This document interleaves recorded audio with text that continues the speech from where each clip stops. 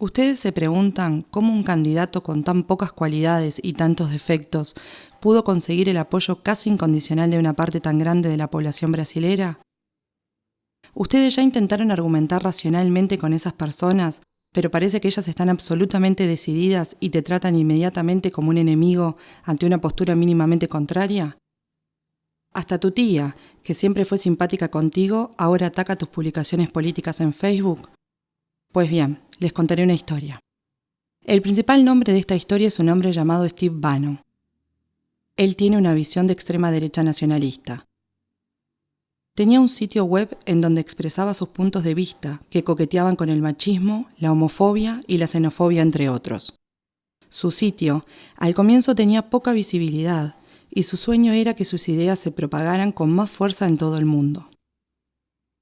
Para eso, Bannon contrató a una empresa llamada Cambridge Analytica. Esa empresa consiguió datos de Facebook de millones de cuentas de perfiles de todo el mundo, de todos los tipos de datos acumulados por Facebook, posteos, comentarios, mensajes privados, entre otros. Con la tenencia de estos datos y utilizando algoritmos, esta empresa podría trazar perfiles psicológicos detallados de los individuos. Tales perfiles serían utilizados para saber cuáles personas estarían más predispuestas a recibir determinados mensajes. Aquellos dispuestos a creer en teorías conspiratorias sobre el gobierno, por ejemplo, o que presentaban alguna contrariedad con el escenario político actual. La estrategia consistiría en hacer que aquel individuo susceptible a esos mensajes cambiase su comportamiento, se radicalizase en sus posturas. Como las personas comenzaron a recibir las noticias y a percibir el mundo principalmente a través de las redes sociales, no es difícil manipular las informaciones, y si se puede manipular las informaciones a las que una persona tiene acceso, puedes controlar la manera en que ella percibe el mundo, y con eso influenciar la manera en cómo se comporta y lo que hace. Los posteos en Facebook te pueden hacer más feliz o más triste, te dejan con rabia o con miedo. Y los algoritmos saben identificar los cambios de comportamiento por el análisis de los patrones de tus posteos y comentarios. Así, individuos con perfiles de derechas con un tradicional discurso de no me gustan los impuestos, fueron radicalizados tornándose en perfiles paranoicos en relación al gobierno y determinados grupos sociales.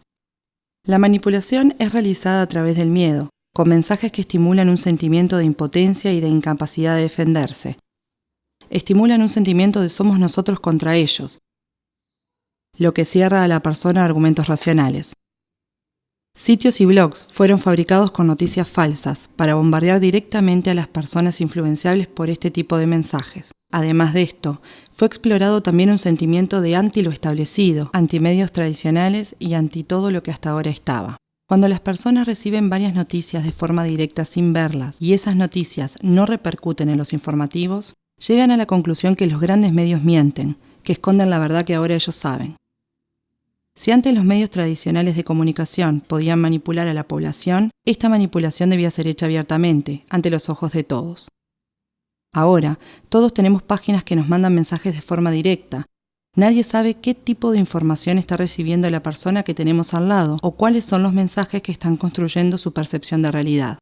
Con ese poder en las manos, Bannon consiguió popularizar entre los jóvenes a All Right, un movimiento de extrema derecha norteamericano que resultó de las protestas Unamos a la Derecha el año pasado en Charlottesville, Virginia.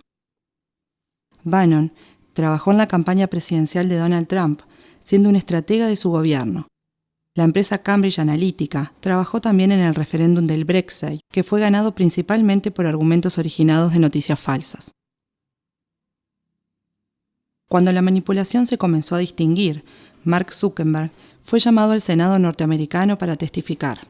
Para quien entendía lo que pasaba, quedó claro que la democracia de la nación más importante del mundo había sido hackeada. Pero los congresistas poco entendían del medio social. ¿Y quién estaría dispuesto a admitir que la democracia puede ser hackeada a través de la manipulación de los individuos? Zuckerberg solo estaba pensando en establecer un modelo de negocios lucrativo, con la venta de anuncios direccionados, decían. La recolección de datos y creación de perfiles psicológicos de las personas en las redes tenían una intención aparentemente inocente de hacer que las personas dieran clic en anuncios pagos. Era solamente un modelo de negocios. Pero ese mismo instrumento puede ser usado con finalidad política. Él se dio cuenta de eso y sabía que las elecciones brasileras podían estar en riesgo también. Brasil es una de las mayores naciones del mundo. Facebook entonces tomó medidas activas para evitar que las campañas de desinformación y manipulación ocurriesen en su red. Muchas cuentas falsas fueron retiradas de Facebook en el periodo anterior de las elecciones.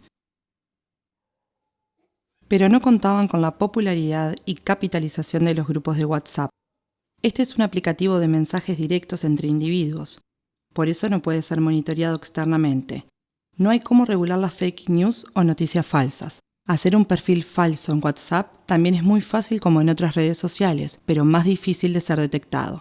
Bannon, que soñó con un retorno de la extrema derecha nacionalista fuerte mundialmente, con ideas clasificadas como antiminoritarias, racistas y homofóbicas, y que usó el miedo de los hombres de sentirse indefensos para conquistar adeptos, se encontró muy a gusto con Eduardo Bolsonaro. Bolsonaro dijo que Bannon apoyaría la campaña de su padre con soporte y consejos de Internet. Bannon es un consultor eventual de la campaña. Bolsonaro fue el candidato especial para él, ya que comparte sus ideas en el escenario ideal, un país pasando por una grave crisis económica y con la población desencantada, desilusionada de su clase política. Después de las manifestaciones políticas de las mujeres en todo Brasil y de todo el mundo contra Bolsonaro, el apoyo del candidato subió entre el público femenino del 18 al 24%. Un aumento de 6 puntos después de que gran parte de las mujeres se unieron para demostrar su insatisfacción con el candidato.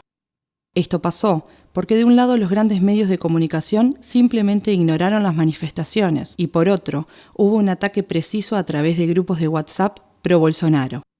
Videos editados con escenas de otras manifestaciones con mujeres mostrando los senos o rompiendo imágenes cristianas, utilizadas para desmoralizar el movimiento LNAU entre las más conservadoras.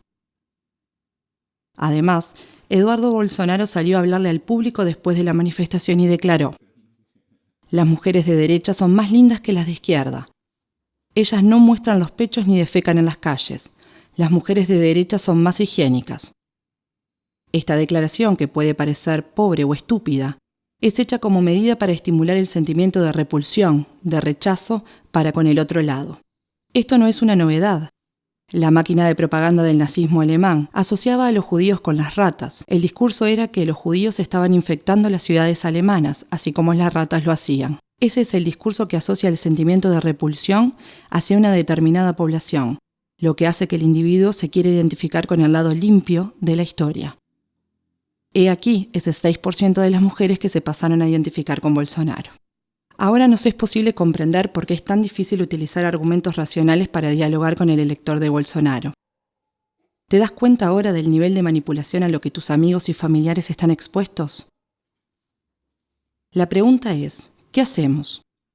No adelanta confrontarlos y acusarlos de ser influenciables o engañables. Eso solo provoca que se cierren y te clasifiquen como uno de los enemigos que está del otro lado. Es una línea muy fina, ya que si le decimos a alguien que es manipulado, puede sentir que lo estamos tratando de burro o de tonto, lo que solo va a generar un intercambio de insultos improductivos.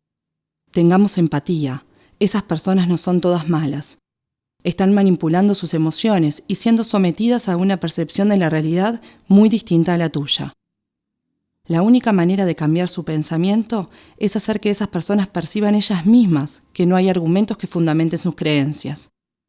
Pidamos que las personas defiendan racionalmente sus opiniones políticas. Estemos abiertos a oírlas, pero continuemos siempre preguntando más y más, hasta percibir que llegamos al punto en que la persona se da cuenta que no existen argumentos para responder. Preguntémosle, por ejemplo, ¿por qué decidiste por este candidato? ¿Por qué pensás que va a cambiar las cosas? ¿Pensás que él está preparado?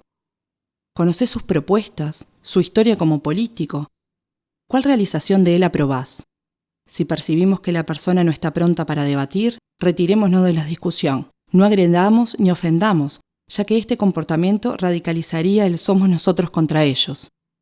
Tengamos en mente que los discursos en los que esa persona cree fueron introducidos en ella de manera que hubiese una verdadera identificación emocional, tornándose en una especie de segunda identidad. No es de un momento a otro que algo así se cambia. 2 de las democracias más importantes del mundo ya fueron hackeadas utilizando técnicas de manipulación. No vamos a dejar que esas fuerzas nos pongan unos contra otros. No podemos dejar que rompan nuestro tejido social de manera irrecuperable.